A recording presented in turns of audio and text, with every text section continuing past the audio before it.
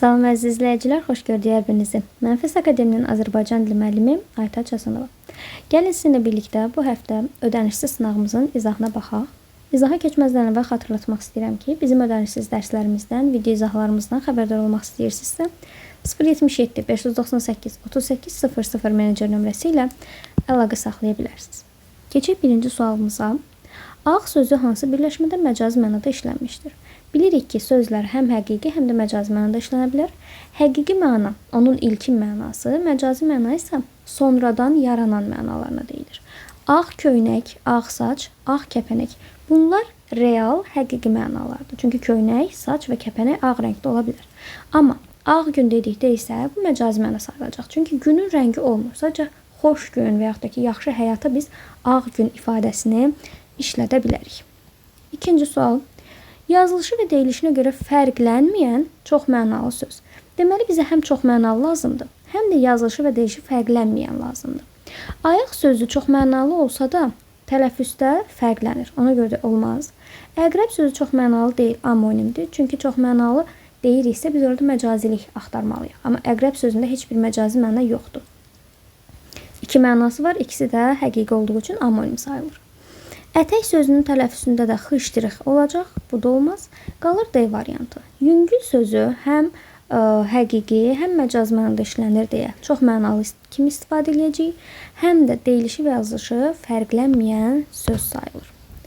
3-cü sualımıza baxaq. Hansı amonimlər müxtəlif nitq hissələrinə aiddir? Demişik ki, amonim nə idi? Deyilişi və yazılışı eyni, mənaları bir-birindən tamamilə fərqli olan, bütün mənaları həqiqi olan sözlər idi. Burada biz amonim axtarırıq və onların mənaların hərəsi bir nitq hissəsində olmalıdır. Bal sözü olmaz. Çünki bal sözü amonim sayılsa da bütün nitq hissə, yəni bütün mənalarındakı nitq hissəsi isimdir. Cavabımızdan biri çatdır. Çünki çat sözü bir isim olaraq pəncərənin çatı. Bir də çatmaq mənasında işlədilir. Deməli, biri isim, biri olacaq feil. Yad sözü ola bilər. Çünki yad sözü biri insanın yadı, yaddaşı, isim, biri isə yad insan, yəni sifət kimi işlənəcək. Daha sonra olacaq 5-ci soy sözü. Soy sözü soy kök mənasında isim, meyvəni soymaq mənasında isə feil olur. Deməli, cavab 2, 3, 5 A variantı olacaq. Qoyun sözünü niyə götürmürük? Çünki qoyun sözünün amonim olaraq iki mənası var. Biri heyvan olaraq qoyun, bir də ki, insanın qoyunu, qucağı mənasında. Hər ikisi isim olduğu üçün cavabımız A variantı qalacaq. Hansı söz yazıldığı kimi tələffüz olunmur? Baxaq, yəni burada dəyişiklik, fərq olmalıdır. Səs artmalıdır, düşməlidir və yaxud da ki, dəyişməlidir. Cavabımız B variantı olacaq. Çünki əli açıq sözünün tələffüzü olacaq əl açıq. Digərlərinin heç birində heç bir dəyişim baş verməyəcək. Hansı sözdə səs və hərflərin sayı bərabərdir? Səs və hərflərin sayı bərabərdir nədir? Düşməsin, artmasın. Və yaxud da ki, əgər düşürsə və ya artırsa, eyni qədər düşməli, eyni qədər artmalıdır ki, hərflərin və səslərin sayı bərabər olsun. Dairə sözünün tələffüzü olacaq dairə. Yəni, ora y əlavə olunur və burada səslərin sayı artır. Zəif sözü olacaq zəif. Yenə də bura y artırılır və səslərin sayı daha çox olmuş olacaq. Bibioğlu sözünün də tələffüzü olacaq biboğlu. Yəni burada da i səsi düşür və düşdüyü üçün də azalma baş verir. Amma zənginlik sözünün tələffüzü zənginlik kimi olduğu üçün burada nə səs düşümü, nə səs artımı yoxdur. Sadəcə l, n kimi tələffüz olunur. Bu da ki, say olaraq dəyişmir, eyni qalacaq. Müxtəlif nitq hissələrinə aid olan amonimlərin sayını müəyyənləşdirin. Gəlin baxaq. Bayaq dedik ki, amonimlər nədir? Əlavə olaraq dedik ki, əqrəb sözü iki mənada işlənir. Heyvan olaraq, bir də saatın əqrəbi. Hər ikinin mənası da nitq hissəsi olaraq isim sayılır. Bizə müxtəlif nitq hissəsi lazımdır. Oxşamaq sözü. Oxşamaq bir bənzəmək mənasında, bir də sığallamaq, sığal çəkmək mənasında. Hər iki mənası da feildir. Yaş sözünü götürə bilərik. Çünki yaş insanın yaşı olsa isim, yaş paltar olsa sifət olur. Deməli, biri olacaq yaş. Bal sözünü dediyim kimi bayaqda götürə bilmirik. Çünki bütün mənaları isim olacaq. Yediyimiz qida olaraq bal və yaxud da ki, qiymət olaraq aldığımız bal və s. hamısı isim sayılır.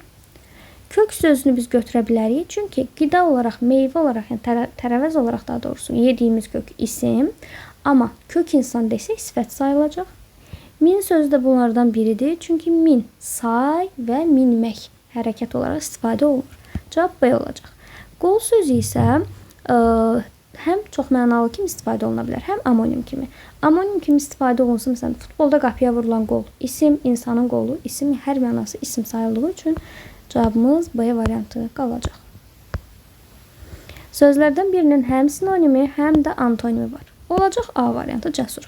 Cəsur sözü sinonim olaraq, eyni mənalı olaraq cəsarətli, qorxmaz, antonim olaraq qorxaq və s. bu tipli sözlər istifadə edə bilərik. Qızıl sözünün antonimi yoxdur, sinonimi isə ola bilər altın. Kitabxana sözünün sinonimi və antonimi yoxdur, kağız sözünün də eləcə də antonimi yoxdur. Variantlardan birində antonim sözlər yoxdur. Gecə, gündüz. Daha sonra ağ, qara, böyük, kiçik. Bunlar hər biri bir-birinə əks olan sözlərdir. Antonimlərə şərtlər vermişdik ki, birinci şərtimiz ikisi də eyni nitq hissəsində olmalıdır. Verilən cütlüklərdən, yəni iki sözdən kökləri eyni olmamalıdır. Bütün şərtlərimiz uyğun gəlir. Deməli, bunları biz antonim götürə bilərik. Amma B variantında heç bir antonim yoxdur. Uşaqdan zəif və yazıq bir zarıltı çıxdı. Burada bir-birinə əks olan sözlər görmürük. 9-cu sual. Birinin mənası səhv verilib. Deməli, burada olacaq batman. Çünki batman sözü keçmişdə olar ölçü vahididir. Gəmi kapitanı deyil.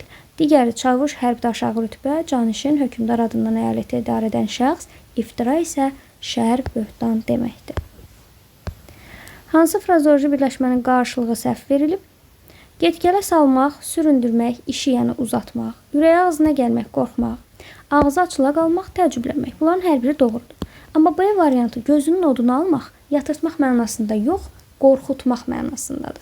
Yatırmaq mənasında, yəni mürgüləmək mənasında gözünün acısını almaq. Yəni bu iki frazoloji birləşmə bir-birindən fərqlidir. Gözünün acısını almaq, mürgüləmək, biraz yatmaq, gözünün odunu almaq isə qorxutmaq, hədə qorxu gəlmək deməkdir.